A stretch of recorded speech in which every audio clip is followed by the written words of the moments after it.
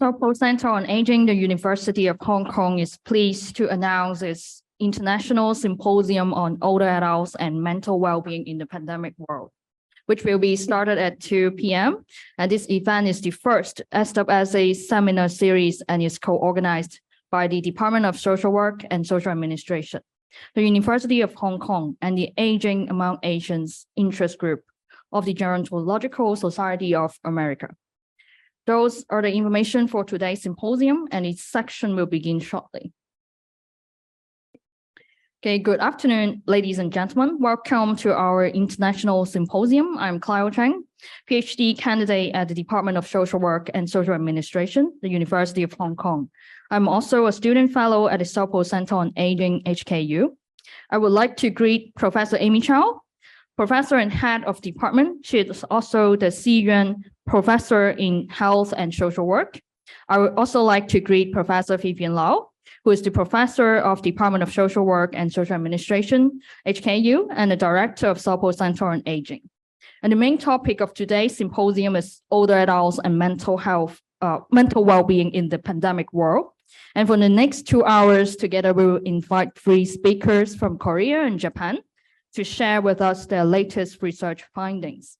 So without further ado, I would like to invite Professor Amy CHOW, Head of Department of Social Work and Social Administration, to give an opening remark. Professor CHOW, please.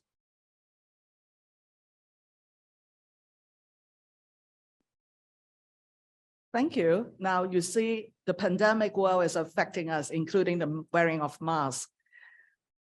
Professor Katagiri, Professor Zhong, Dr. Lee, and all the fellows participants of this international symposium. I'm so pleased to welcome you on behalf of the department. And before I came here, I just do a brief search. Do you know how many people actually affected by COVID? Up to today, there are over 758 million of population had been touched by COVID. And more alarmingly, we have over 6.85 million die of COVID. This death toll is actually about the population size of Hong Kong. So you can imagine it brings a lot of real impact on individual. COVID not affect only general public, but older adults are at a higher vulnerability, mainly because of their own health challenge and also the demographic factors. So I just looked up the Hong Kong data and found that in the 5th wave, 1 out of 4 COVID cases, they actually are age over 60.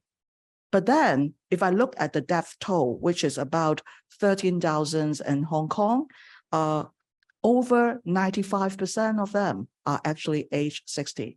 So you can imagine if you are elderly, probably one of your friends will die of COVID.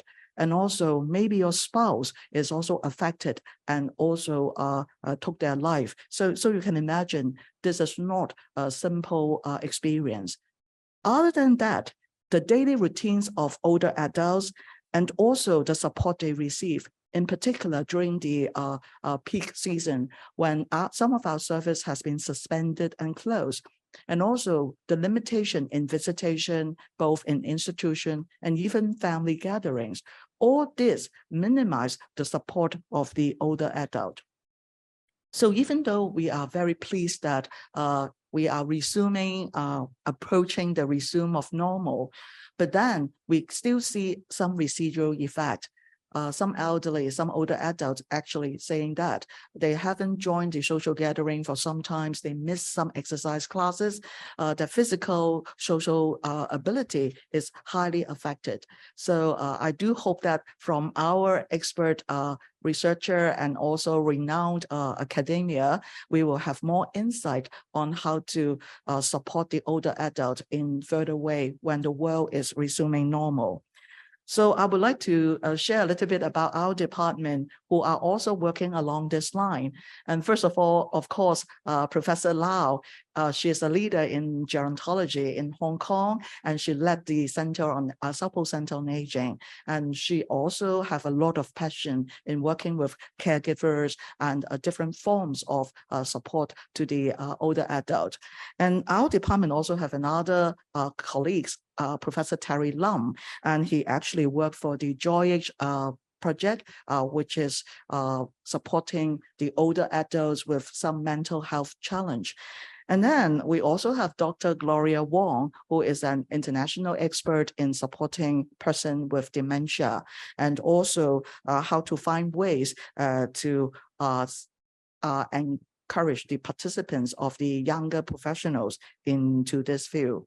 We also have Dr. Yu-Chin Chan, who is a social gerontologist, and he is interested in statistics and about the social determinants of healthy aging. Dr. Hao, Dr. Liu Hao, and other colleagues from our department, she works on big data analysts on health and on aging and also mental health. Personally, I work in the area of end-of-life care and bereavement, which also mainly concerned about the older adults. So I am just thinking, sit back and think, a few years later, I will join the older adult population. And I really hope that you can do some work and establish a stable and healthy environment so that when I age, I will have a good support. But if you want to join us, if you really think this is a mission that we should go, please join our MSOC Science and Gerontology program if you are interested. You see, we have a good list of teachers, and our deadline for the next intake is still not yet arrived. So make sure you grab the chance and apply for our MSOC Science Gerontology program. Once again, on behalf of the university and department, welcome all of you to support the older adult. Thank you.